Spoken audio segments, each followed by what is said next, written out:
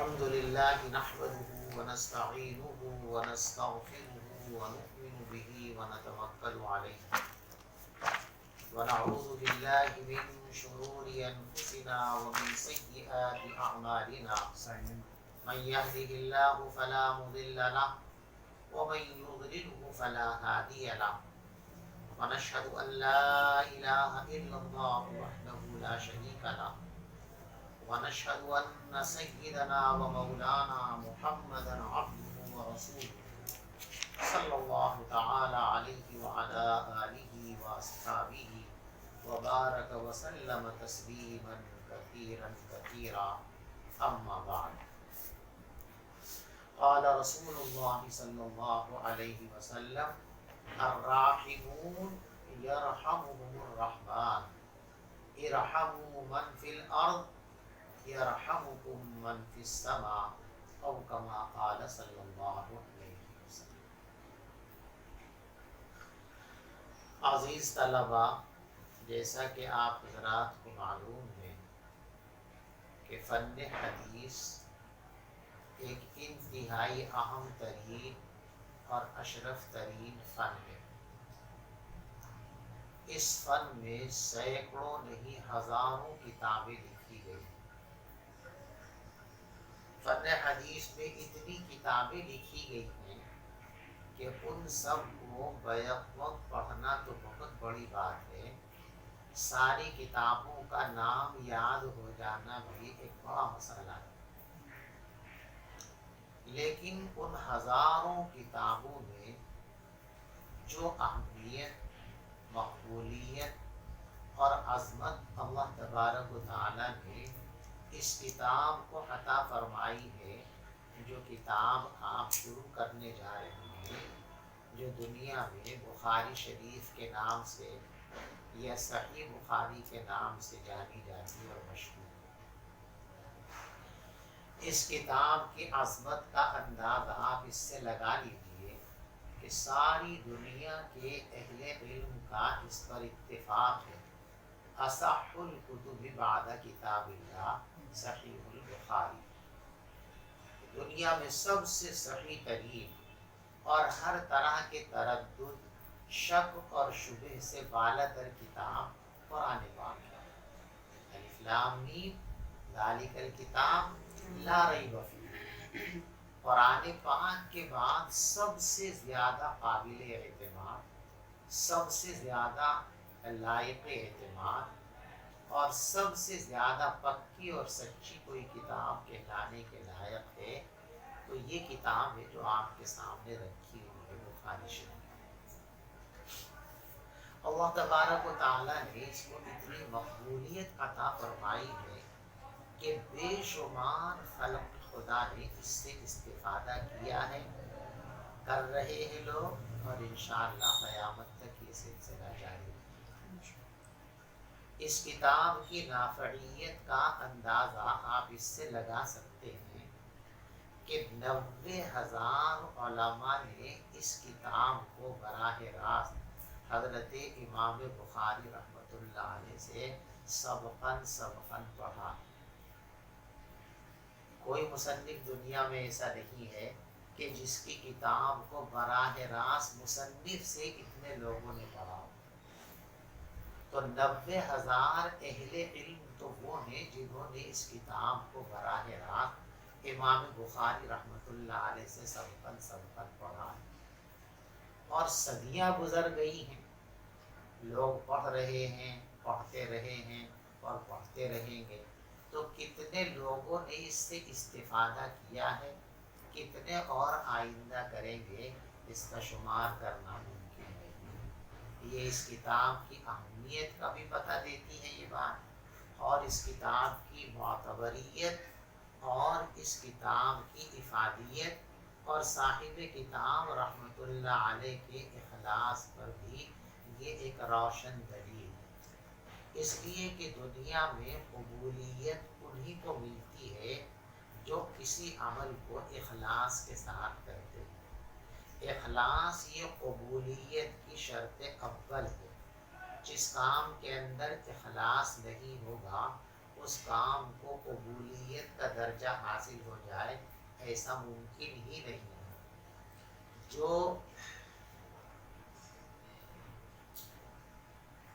اخلاص کی بنیاد پر کام ہوگا تو وہ مقبول ہوگا۔ بہرحال یہ انتہائی اہم ترین کتاب ہے جو بخاری شریف کے نام سے دنیا میں جانی اور پہچانی جاتی ہے۔ اس کتاب کو شروع کرنے سے پہلے دو باتیں آپ حضرات کو خاص طور سے ذہن نشین رکھیں۔ پہلی بات، امام بخاری رحمۃ اللہ علیہ کا مختصر سا تعارف، جو اس کتاب کے مصنف ہیں۔ بخاری یہ تو ان کی وطنی نسبت ہے، جیسے اب میرٹھ کے رہنے والے میرٹھی کہلاتے ہیں، مظفر نگر کا رہنے والا مظفر نگری کہلاتا ہے، ہندوستان کا باشندہ ہندوستانی کہلاتا ہے۔ تو یہ بخارا جو ان کا وطن ہے اس کی طرف نسبت ہے بخاری، یہ ان کا نام نہیں ہے، وطنی نسبت ہے۔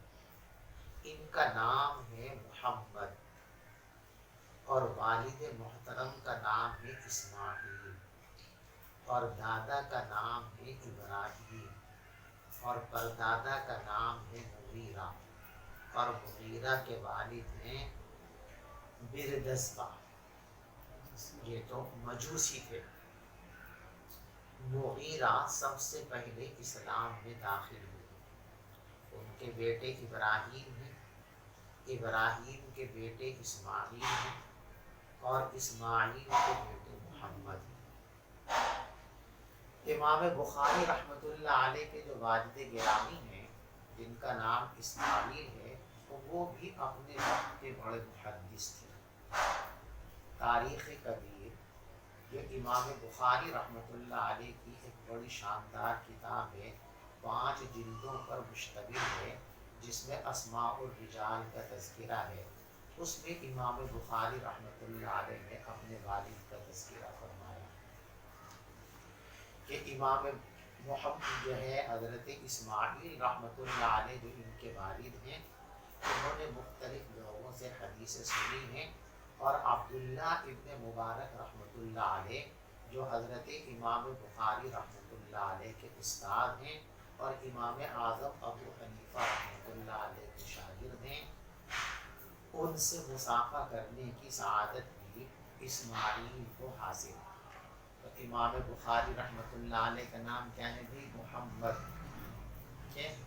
پر والد کا نام اسماعیل، دادا کا نام ابراہیم، پر دادا کا نام کنیت ان کی ابو عبداللہ ہے۔ دیکھو امام بخاری رحمۃ اللہ علیہ کے کوئی اولاد نہیں ہے، تو بعض لوگوں کو یہ سوال ہوا کہ کنیت تو اولاد کے ساتھ ہوتی ہے، ابو فلاں ابو فلاں، جب ان کے کوئی بیٹا ہی نہیں ہے تو پھر یہ ابو عبداللہ کیسے ہو گئے؟ تو اس کے 2 جواب ہو سکتے ہیں۔ ایک تو یہ ہے کہ بہت ممکن ہے کہ ان کے کوئی لڑکا پیدا ہوا ہو عبداللہ نام کا، اس کی بنیاد پر ابو عبداللہ کنیت ہو اور بچپن ہی میں اس کا انتقال ہو گیا ہو، اس لیے اولاد کے تذکیر کے طور پر اس کا ذکر نہیں ملتا بہت ہے۔ اور دوسرا جواب اس کا یہ ہے جو زیادہ اچھا اور بہتر ہے کہ کنیت کے لیے ضروری نہیں ہے کہ اولاد ہی کے نام پر کنیت، کبھی کبھی کنیت کسی عزیز کے نام پر بھی رکھ دی جاتی ہے۔ جیسے حضرت عائشہ صدیقہ رضی اللہ تعالی عنہا نے ایک مرتبہ نبی پاک صلی اللہ علیہ وسلم سے عرض کیا کہ حضرت آپ کی جو ازواج مطہرات ہیں ان سب کی تو کنیتیں ہیں اور میری کوئی کنیت نہیں کیونکہ میرے کوئی اولاد ہی نہیں۔ تو آپ نے فرمایا کہ ٹھیک ہے، تم اپنے بھانجے عبداللہ کے نام پر اپنی کنیت رکھ لو، ام عبداللہ۔ تو حضرت عائشہ صدیقہ رضی اللہ تعالی عنہا کے اولاد نہیں ہے، بھانجے کی بنیاد پر آپ کی کنیت ام عبداللہ ہے۔ ایسی ہو سکتا ہے کہ حضرت امام بخاری رحمۃ اللہ علیہ نے بھی یہ ابو عبداللہ کنیت کسی عزیز و قریب کے نام سے طے فرما لی ہو۔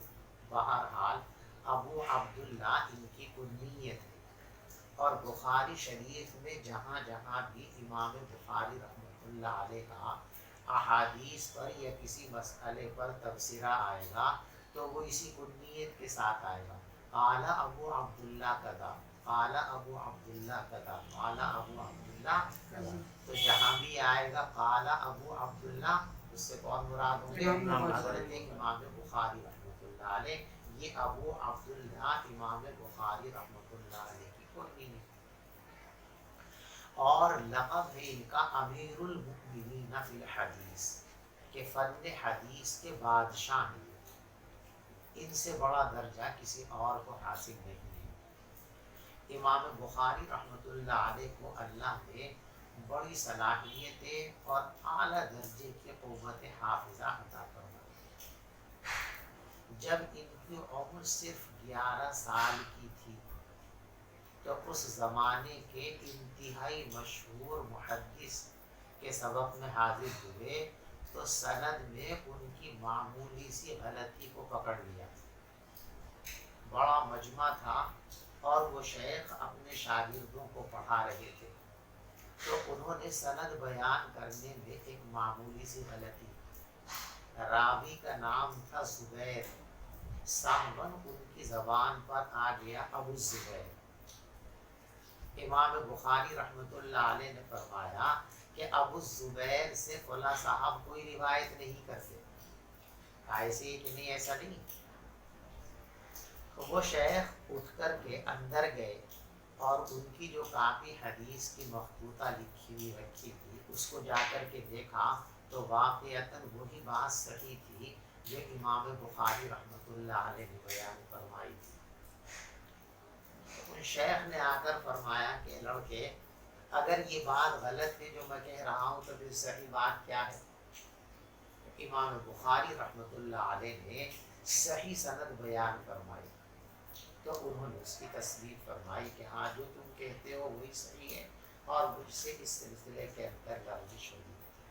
یہ ان کا درجہ اور مقام تھا۔ امام بخاری رحمۃ اللہ علیہ در یتیم ہیں، یعنی بچپن ہی میں ان کے والد محترم کا انتقال ہو گیا تھا، والدہ نے ان کی پرورش فرمائی اور پرورش کا اور تربیت کا حق ادا کیا۔ واقعتاً بعض عورتیں ایسی ہوتی ہیں کہ ان کا امت پر بڑا احسان ہوتا ہے۔ امام بخاری رحمۃ اللہ علیہ کی والدہ بھی انہی مبارک ہستیوں میں سے ہیں کہ پوری امت پر ان کا اتنا بڑا احسان ہے کہ پوری امت مل کر ان کے اس احسان کا بدلہ نہیں چکا سکتی۔ انہوں نے ان کی تربیت کی اور ان کے لیے محنتیں کی، دعائیں کی۔ یہ بچپن ہی میں اتفاق سے نابینا ہو گئے۔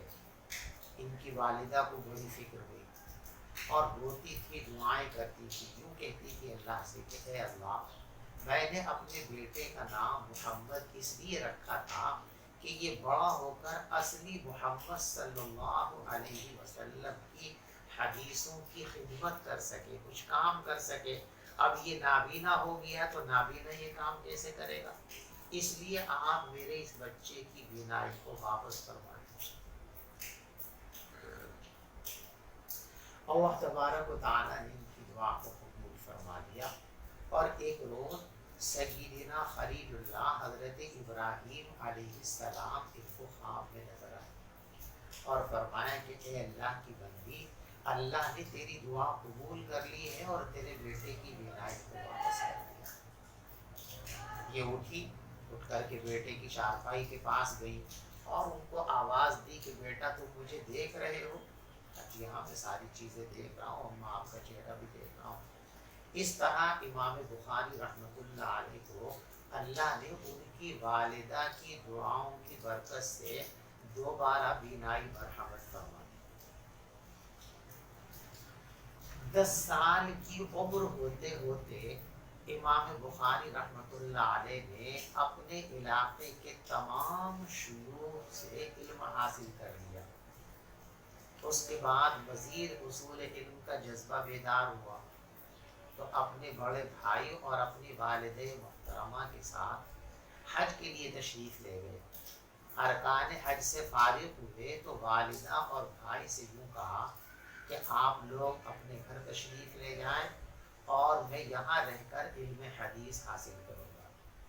پھر وہاں علم حدیث حاصل کیا اور مختلف جگہوں کے سفر آپ نے کیے۔ تقریباً 1000 اساتذہ کرام سے امام بخاری رحمۃ اللہ علیہ نے علم حدیث حاصل کیا اور 6 لاکھ سے زیادہ صحیح حدیثیں حضرت امام بخاری رحمۃ اللہ علیہ کو یاد تھی۔ انہی 6 لاکھ حدیثوں سے انتخاب کر کے یہ کتاب مرتب فرمائی جو آپ کے سامنے ہمارے سامنے ایک ایک حدیث کو حاصل کرنے کے لیے کبھی کبھی حضرت امام بخاری رحمۃ اللہ علیہ کو ایک ایک مہینے کی مسافت سفر طے کرنی پڑی، اس لیے کہ اس زمانے کے اندر یہ سہولتیں اور تیز رفتار سواریاں موجود نہیں تھیں، اونٹوں پر عموماً سفر ہوا کرتے تھے۔ تو پتہ چلتا تھا کہ فلاں جگہ پر ایک محدث ہیں، ان کے پاس ایک حدیث ہے، ان کی خدمت میں تشریف لے جاتے تو ایک ایک مہینے کا سفر کبھی کبھی آپ نے ایک ایک حدیث کو حاصل کرنے کے لیے فرمایا ہے۔ اتنی تپ و دو اور محنت کے بعد امام بخاری رحمۃ اللہ علیہ نے علم حدیث کو حاصل کیا۔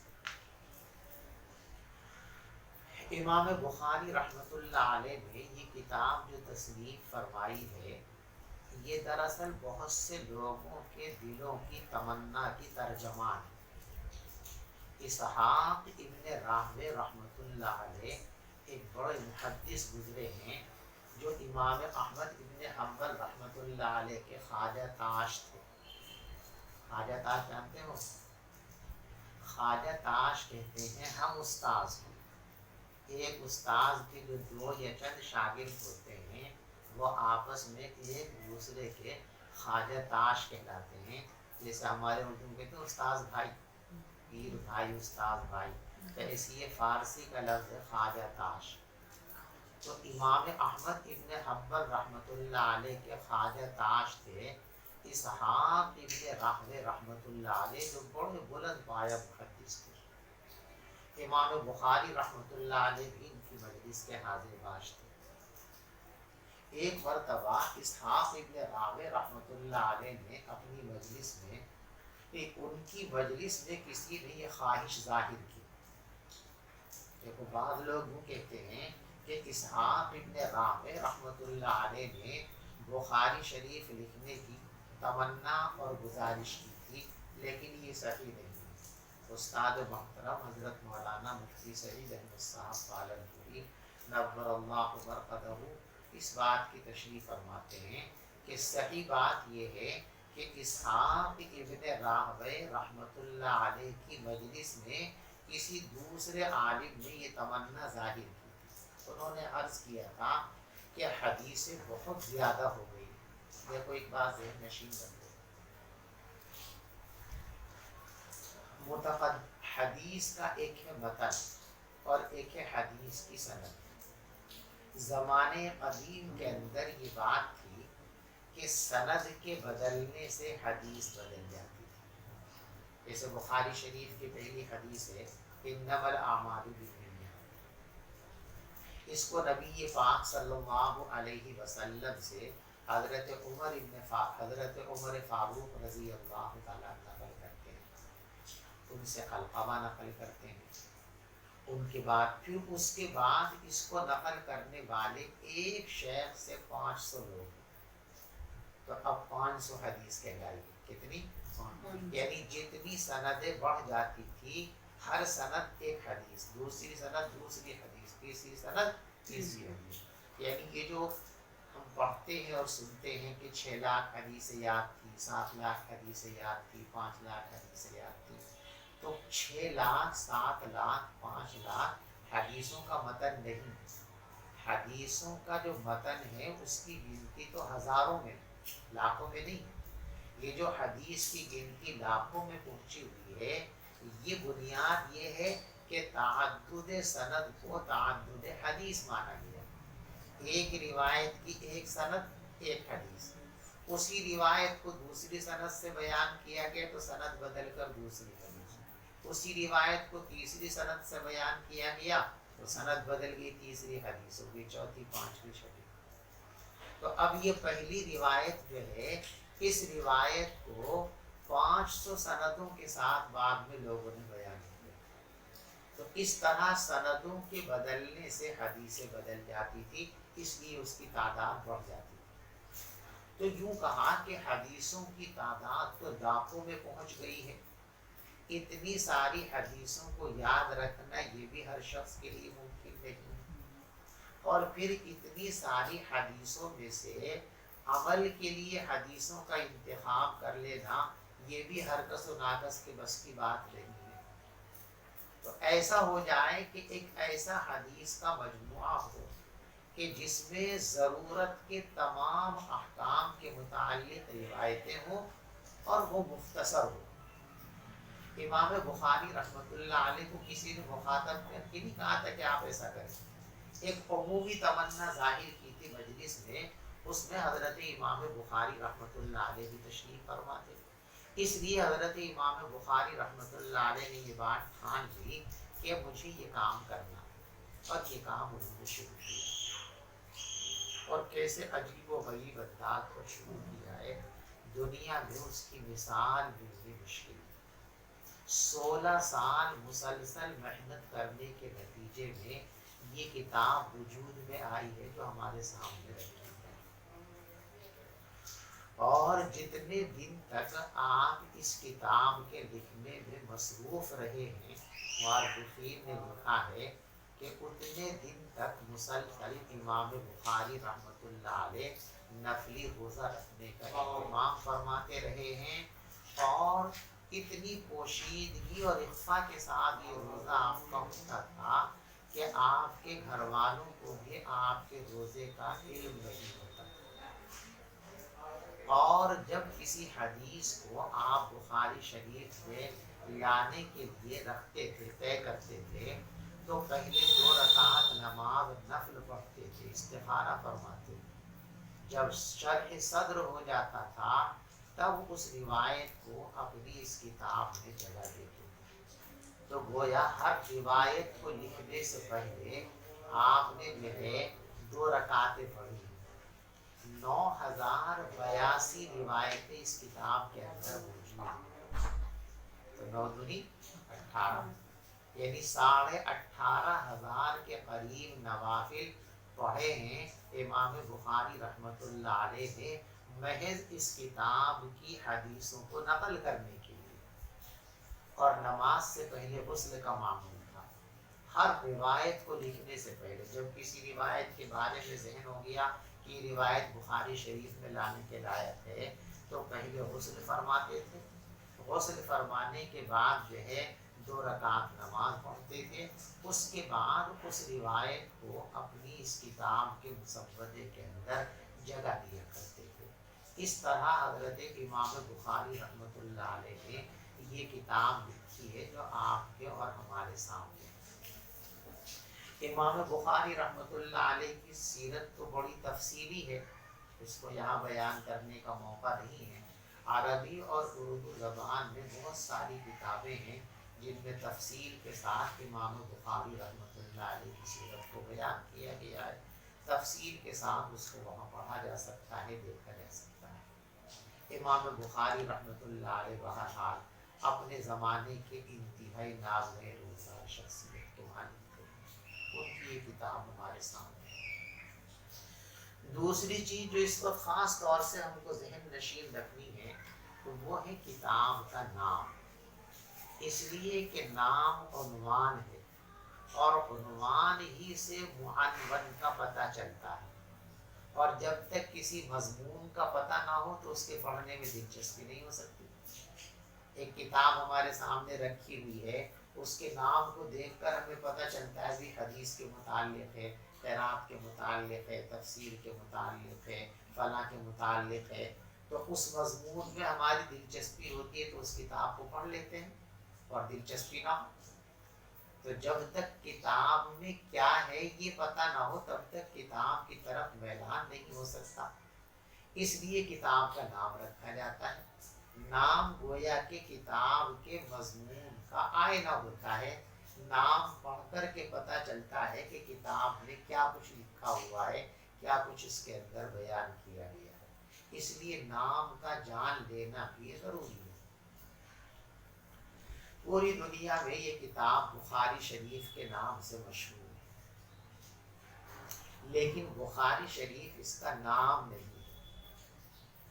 جیسے آپ ایک کتاب پڑھیں گے طحاوی شریف، تو طحاوی شریف اس کا نام نہیں ہے، اس کتاب کا اصل نام ہے شرح معانی الآثار المرویہ المختلفہ۔ وہ حدیث ہے جو فقہی ابواب میں بظاہر ایک دوسرے کے متعارض نظر آتی ہیں، ان کی ایسی تشریح کہ جس کی وجہ سے تعارض ختم ہو جائے۔ طحاوی شریف، دیکھو دور حدیث شریف میں جتنی کتابیں آپ حدیث کی پڑھیں گے، ان میں دو ہی کتابیں ایسی ہیں جو حنفی بزرگوں کی لکھی ہوئی ہیں، ایک موطا امام محمد اور ایک طحاوی شریف۔ باقی جتنی کتابیں ہیں ان سب کے مصنفین حنفی نہیں۔ تو امام طحاوی رحمۃ اللہ علیہ کی یہ کتاب بڑی عظیم الشان کتاب ہے، اور وہ انہوں نے اسی لیے لکھی تھی، اس کے دیباچے میں بھی لکھا ہے کہ میری اس کتاب کے لکھنے کا مقصد یہ ہے کہ جن احادیث میں بظاہر ہم کو تعارض نظر آتا ہے، حقیقت میں تعارض نہیں ہے، اس لیے کہ پیغمبر علیہ السلام سے زیادہ دنیا میں عقل مند کوئی پیدا نہیں ہوا، اور عقل مند کی باتوں میں تعارض نہیں ہوتا۔ پھر مزید یہ کہ آپ کی باتیں نہیں ہیں، بلکہ اللہ تبارک و تعالیٰ کی باتیں، گفتگے ہو گفتگے اللہ ہوا۔ اچھا ہو گیا ٹائم؟ نہیں جب نہیں گفتگے ہو گفتگے اللہ ہوا، نبی کا بولا ہوا، نبی کا فرمان اللہ کا فرمان ہوتا ہے، جیسے قرآن پاک میں ہے وَمَا يَنْطِقُ عَنِ الْهَوَىٰ إِنْ هُوَ إِلَّا وَحْيٌ يُوحَىٰ۔ نبی اپنی طرف سے کچھ نہیں فرماتے، آپ کی زبان مبارک پر جو کچھ بھی آتا ہے وہ اللہ کی طرف سے آنے والی وحی ہوتی ہے، تو اس میں تعارض کا سوال ہی پیدا نہیں ہوتا۔ تعارض جو ہوتا ہے در حقیقت وہ ہماری کم علمی کا یا کم فہمی کا نتیجہ ہوتا ہے۔ کسی بات کو پورے طور پر ہم سمجھ نہیں پاتے، اس ہماری کم فہمی کی وجہ سے ہم کو ایسا لگتا ہے کہ یہ حدیث اس کے خلاف ہے اور یہ حدیث اس کے خلاف ہے۔ لیکن جب آدمی علم کے کمال کو پہنچ جاتا ہے، کمال علم کا مقام کسی کو مل جاتا ہے، تو پھر اس کو نصوص شرعیہ کے اندر تعارض نظر نہیں آتا۔ جیسے حضرت گنگوہی رحمۃ اللہ علیہ کے بارے میں مشہور ہے۔ حضرت گنگوہی رحمۃ اللہ علیہ جب حضرت حاجی امداد اللہ مہاجر مکی رحمۃ اللہ علیہ سے بیعت ہوئے، تو بیعت کے کافی دن گزرنے کے بعد خود پیر نے خط بھیجا مرید کو۔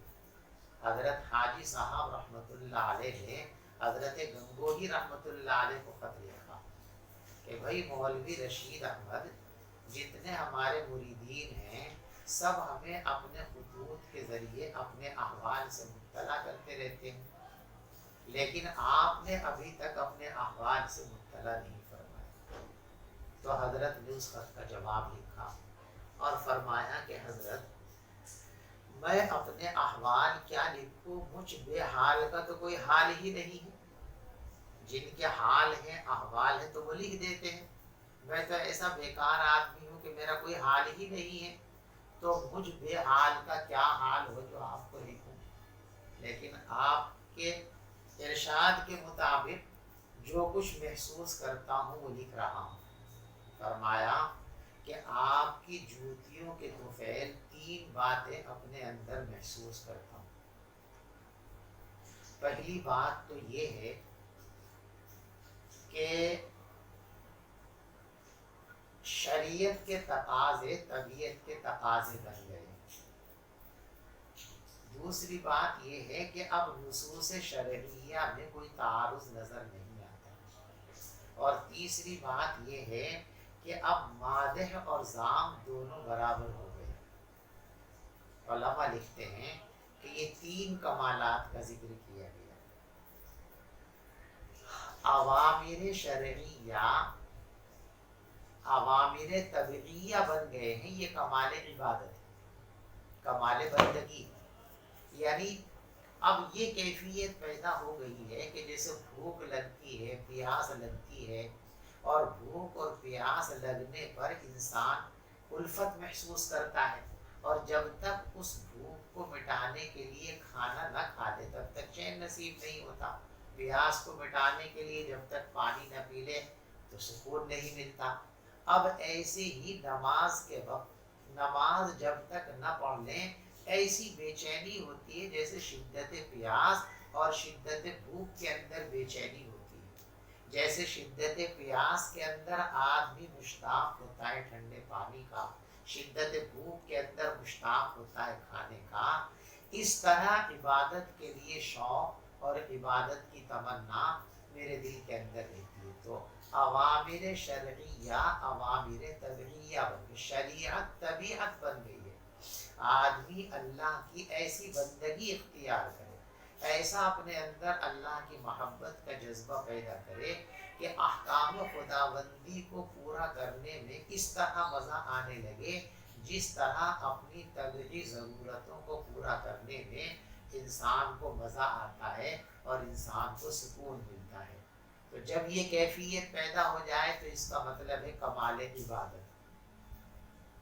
اور فرمایا نصوص شرعیہ کے اندر تعارض نظر نہیں آتا، یہ کمال علم ہے۔ تو جب انسان علم کے کمال کو پہنچ جاتا ہے تو اب شریعت کی کوئی نص، شریعت کی کوئی بات، شریعت کا کوئی حکم اس کو ایک دوسرے کے خلاف نظر نہیں آتا، اس لیے کہ شریعت کی کوئی بات دوسری بات کے خلاف ہو ہی نہیں سکتی۔ جو تعارض ہم کو نظر آتا ہے وہ ہمارے کمال علم نہ ہونے کی وجہ سے، نقصان علم کی وجہ سے ہوتا ہے۔ بات سمجھ میں آئی؟ اور فرمایا کہ مادح اور ذام یہ دونوں برابر ہو گئے، یہ کمال اخلاق ہے، اور یہی تین کمال ہیں جو انسان کو ملکوتیت تک پہنچاتے ہیں۔ کمال عبادت ہونا چاہیے، کمال علم ہونا چاہیے، اور کمال اخلاق ہونا چاہیے۔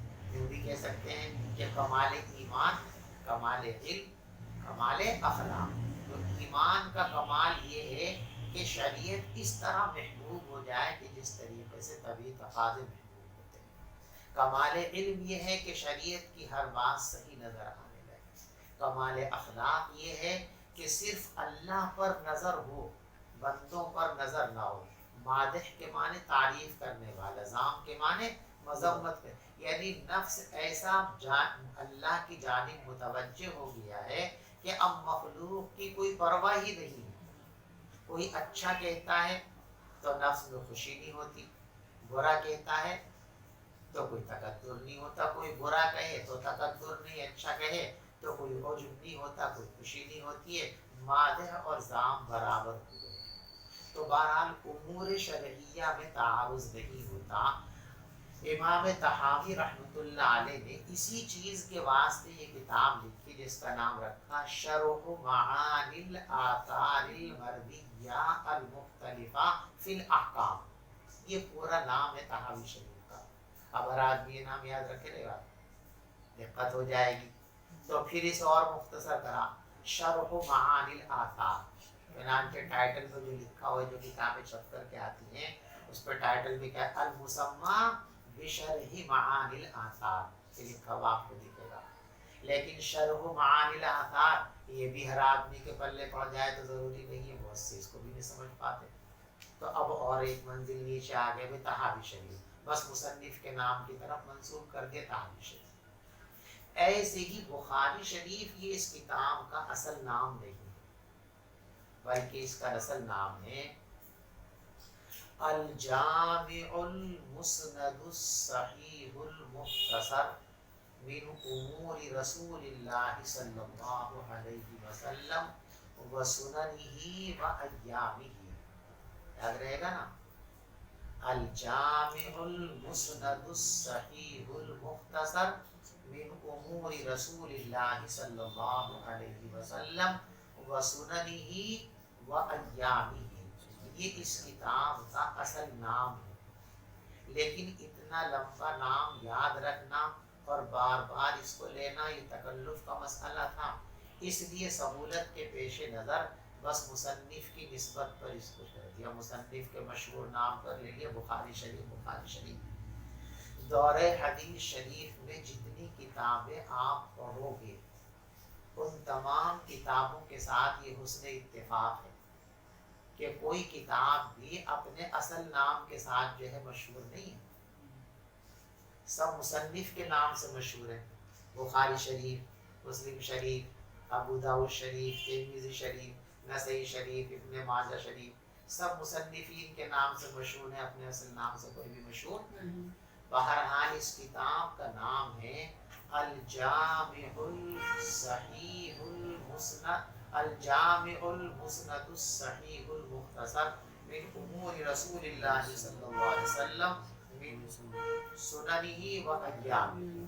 ٹھیک ہے، تو یہ نام ہے. دیکھو اس نام میں امام بخاری رحمۃ اللہ علیہ نے 7 لفظوں کا استعمال کیا، 4 من سے پہلے ہیں اور 3 من کے بعد میں.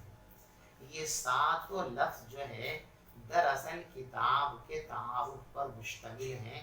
7 نے کتاب کی حیثیت کی طرف رہنمائی کی ہے. ہر لفظ کتاب کی کسی حیثیت کو واضح اور ظاہر کرنے کے لیے. ان 7 لفظوں کی مختصر تشریح آپ ذہن نشین کر لیں. دیکھو سب سے پہلا لفظ ہے الجامع. یہ جو الجامع ہے اس کا لفظی ترجمہ جمع کرنے والا، اکٹھا کرنے والا، یکجا کرنے والا.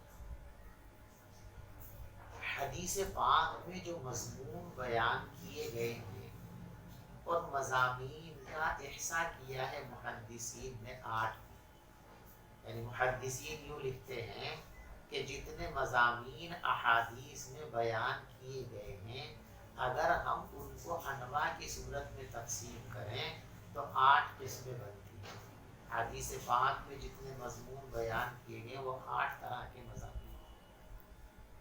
جس کتاب میں ان 8 طرح کے مضامین کو جمع کیا گیا ہو، ایسی حدیثیں لائی گئی ہو جو ہر مضمون سے متعلق ہو، ایسی کتاب کو کہتے ہیں جامع. سمجھ گئے بھی؟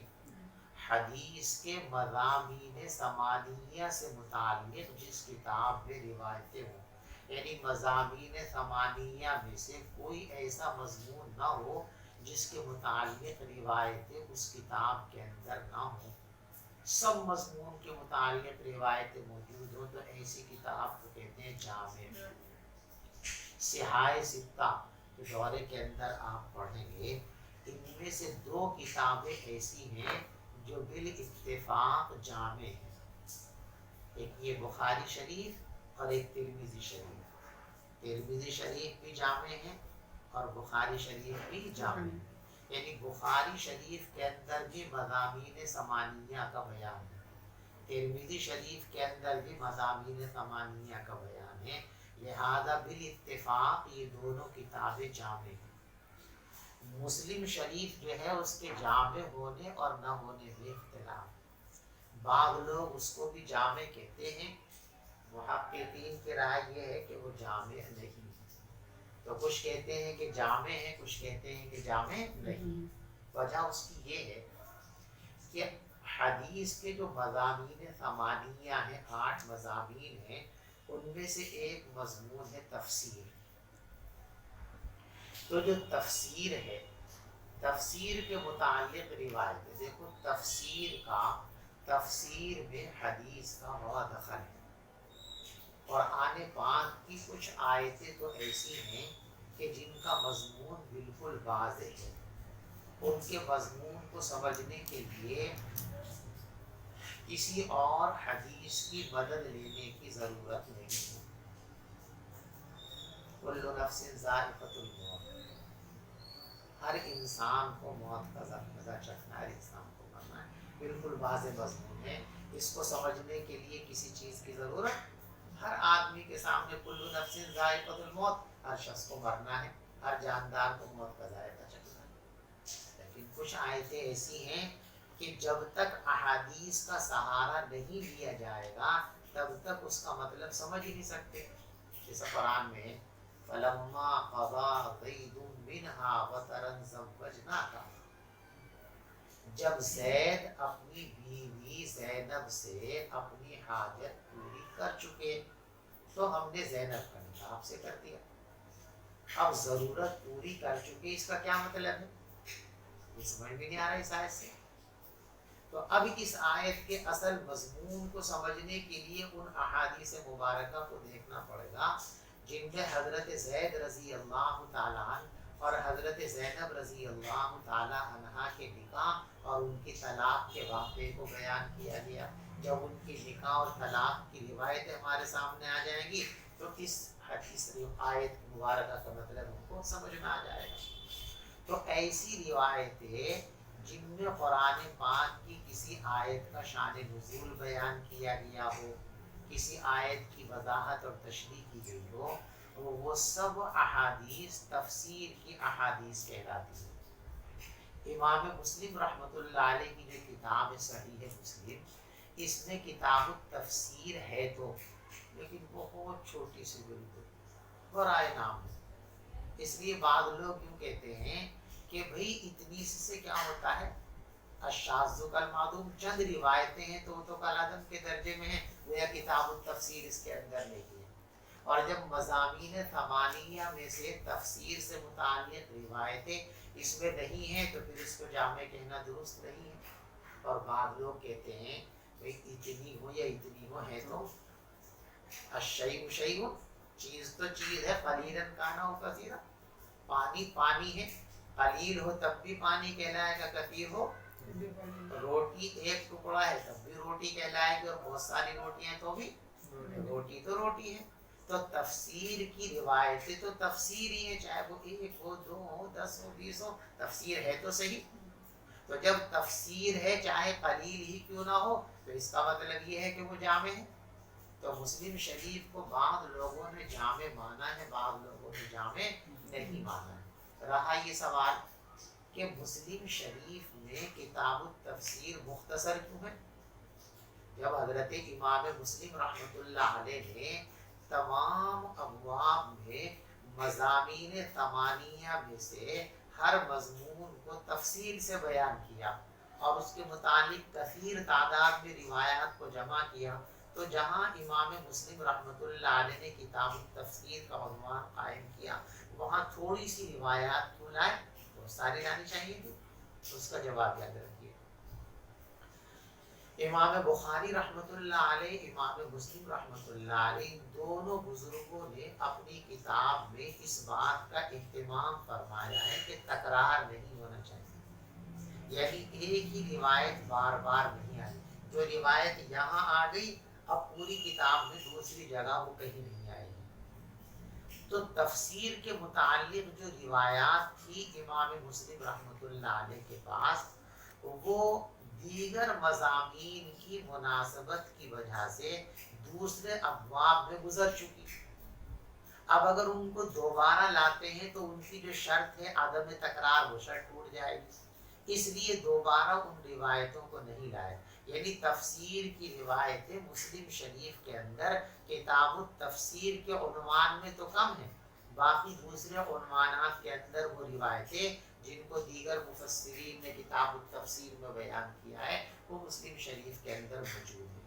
بہرحال مسلم شریف جامع ہے یا نہیں ہے اس میں اختلاف ہے، بعض جامع مانتے ہیں، بعض اس کو جامع نہیں مانتے، لیکن بخاری شریف اور اسی طریقے سے ترمذی شریف یہ دونوں کی دونوں کتابیں جامع ہیں۔ تو جامع کس کو کہتے ہیں سمجھ میں آ گیا آپ کو؟ حدیث کے جو مضامین ثمانیہ ہیں، جس کتاب میں ان 8 مضامین کے متعلق روایات کو جمع کیا گیا ہو، ایسی کتاب الجامع کہلاتی ہے۔ اس کا مطلب یہ ہوا جب فرمایا الجامع تو گویا امام بخاری رحمۃ اللہ علیہ نے الجامع فرما کر یہ اشارہ فرما دیا کہ اس کتاب کے اندر آپ کو مضامین ثمانیہ کے متعلق روایت، یعنی 8 مضامین کے متعلق تفصیل سے روایت آپ کے سامنے اس کتاب کے اندر پیش کی جائیں گی. سمجھ میں آ گئی بات؟ دوسرا لفظ ہے الصحیح.